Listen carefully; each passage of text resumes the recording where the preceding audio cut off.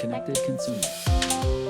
Welcome to our second episode with Kris, where we'll talk more on the role technology plays in managing FTD and how it's helping him make a difference. Make sure to go back to the first episode to hear more about Kris's full story. I want to ask, you are a technologist, a technology guy. I mean, I've known you, I think, my entire career at Parks Associates. You worked with my mom and many members of our research team over the years in developing new products and being on stage and talking about them. Can you tell a little bit about your current use of technology and how this might be helping you navigate some of your different lifestyle changes or your communication? We all seen the commercial. I've fell down and stuff like that. That is very real for me, by the way. The security business and their they need to be the ones to make these devices and get them where you need them. Yeah, I was going to say, our research shows that about 14 million internet households are currently using some kind of independent living solution. And we count about 5.5 million households using the PERS device, which is the kind of I've fallen and can't get up type of monitoring. Yeah. And we also, our research shows that the desire for understanding the fall detection, that's the highest feature set that the DIY caregiving packages that people are interested in for that category.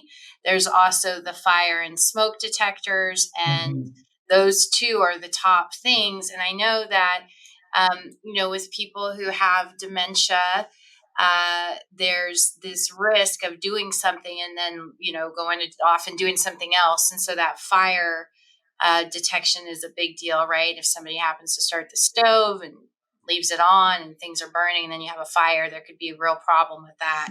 And of course, that fall detection, of course, somebody could get, could be really injured if they fall. If it's very... And they're typically, the falls can be much worse than a bump on the head.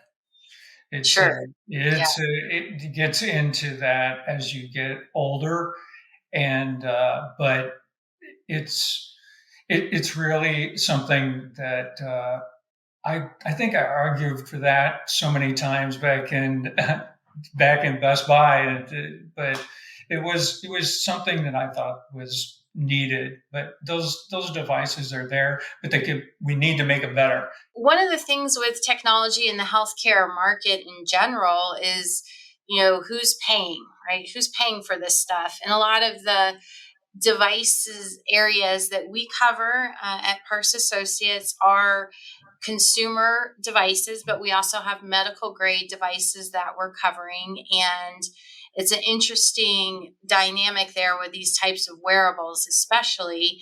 But there's this big issue of who's going to pay and getting insurance companies on board to see the value in the devices that can tell them all this different information that they could never know before was even available. I mean, some of these things, and with a blood pressure or figuring out your blood glucose levels, these are all because of technology and that ability to share and send data. So what's your view on the healthcare professionals and technology as it relates, specifically to this condition that you have? I think I love the idea of wearables. What they're making right now is more sport, foremost. Yeah, right. It's more on the fitness, like your calories or your steps. It's less focused necessarily on some of that. I like that, but they still got a lot of refining to do. Well, yeah, and it's a new.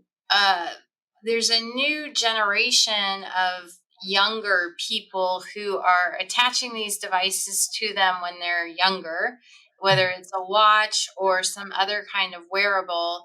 And then there will be, I was actually talking to a Comcast guy about this, and he was saying, there's this stigma around some of these devices once you get older, like you're older, and so you need to have this device. But now it's becoming very commonplace for anybody, whether you're healthy or not, or have some condition you need to monitor, to have the device, and that this is going to play a big role as the generations grow up. It won't have a stigma to have a watch on or some other wearable. Do you have any views on that?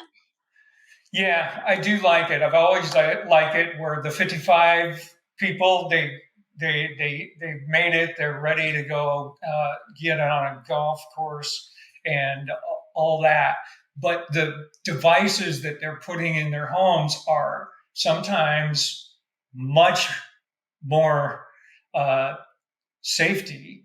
The way that they're putting in lighting is also changing as well, and it's really interesting. And then you got the ones that we all know: the ring, the the door lock, the garage lock, the Amazon deliveries, and everything like that. So I'd hope it keeps going that way, but we got to get it. I think I'm not an economist, but I think we probably could be doing better things.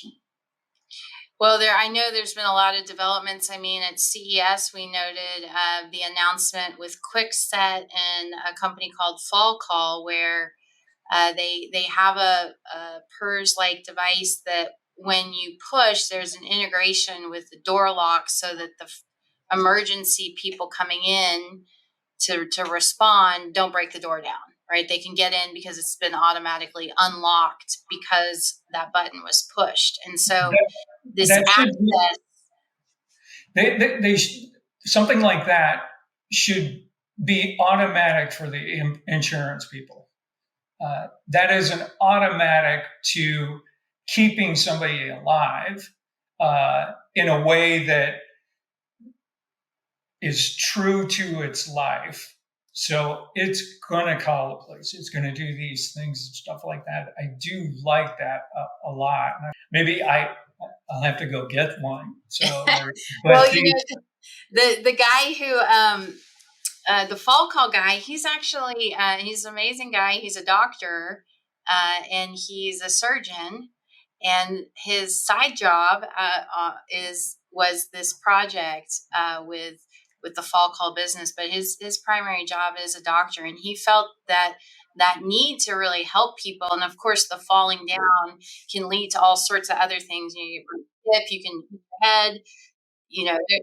There's certainly a lot there. And so a lot of innovation that we're seeing, where technology and access control can really play a big role. Like you noted, the lighting. I mean, that's something like, getting up in the middle of the night and having a light turn on is a big deal, it's a especially blinder. if you're confused, or and Yes. having the right type of light. I mean, there's so much information with context that can be provided, Mm-hmm. even understanding if somebody opened a refrigerator door, right? Because that would mean they got some milk in the morning, they got something in the morning, they're awake and they got food.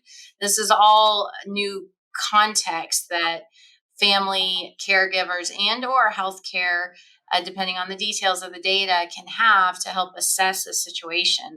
So, we continue to study the health and wellness markets, and in particular the independent living, because it is a safety and security issue with a very large population that will continue to Mm-hmm. grow, and really be a necessity given the shortage of housing that's going to happen, and people not being able to afford some kind of special types of housing. So maybe just end with some of the things that you might suggest people do, to get involved, to help bring visibility and awareness. Or let's say they maybe have a loved one that they think might, If you they know have seem it, off, and how to go about some of these conversations, perhaps. so if you have certain symptoms, do not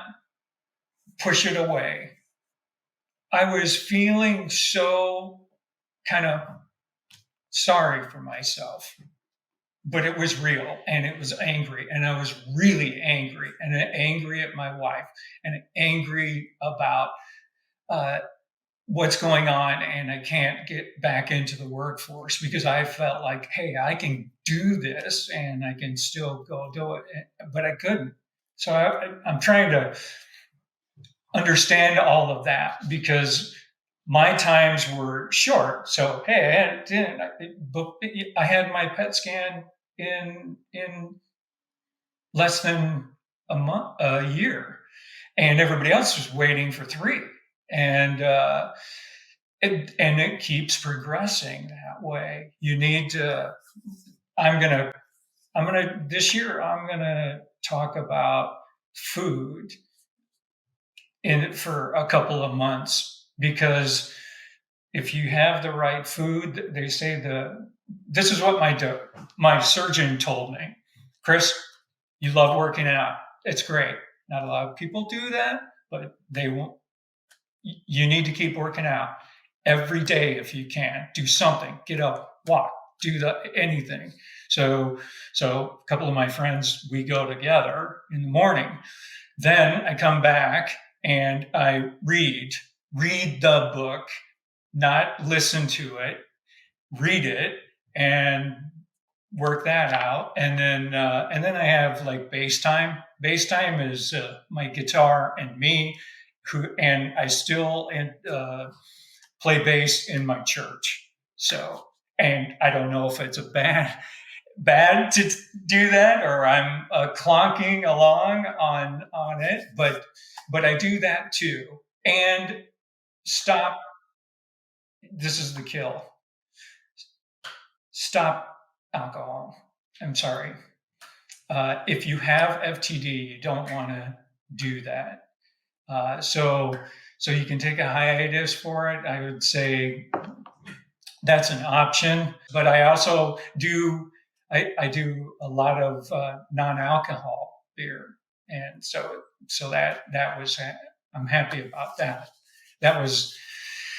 But when I came out of my when I came out seriously with my purpose, I've been able to get 359 people, nurses, understand what FTD is. I've been writing all these stories about what I'm going to do and how am I going to do it.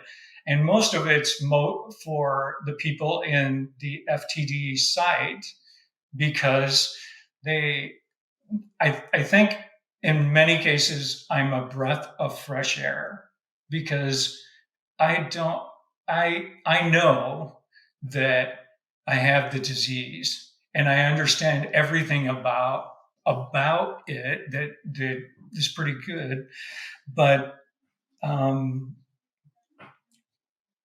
you have to climb into something that I was. This is I wanted to make sure I say okay. This is the one. One, everybody who has FTD, they're alone. They are aware of the lone of being alone, and and and how do I know when anything happens? I don't know because it cannot be predicted and stuff like that. But here's what happened for me. Um, deep contemplation about death and living to understand the death and the living because you can if you can read about it. And for me, the book that I have, it's here living here they're yin yang. This is what you need to do. This is what you need to do as a man. this is what you need to do as a woman. How do you do that in after you've gone through this agony about what it is? I and then humility, coming to terms with my mortality. Yeah, and I'm not like a ghoulish. I'm just saying that you have to want to have the life, not that you had before. It could be, but a life that is really good because you and your partner are working together because if they're taking care of you, you're in the pool with them. You have to be there. And so, and then the only thing I think right now is that for me, I was thinking about it when we were talking about it, but it is the only thing I really have is nowness. Every day, what's going to happen? How will it happen? And what am I going to do about it? And then what am I going to try to do for other people? So I also believe that this purpose is my second chance. But that's what it really is. And it's actually very comfortable for me to have one day at a time and getting things done on the same. Yeah, I mean, you are certainly bringing an amazing perspective as I sit here listening to you of the present moment, of the no fear mentality, and certainly of living life to its fullest, along with just doing your best to bring awareness and a better understanding of what the the person who is dealing with this kind of condition is going through, as well as some of that perspective from the caretaker side.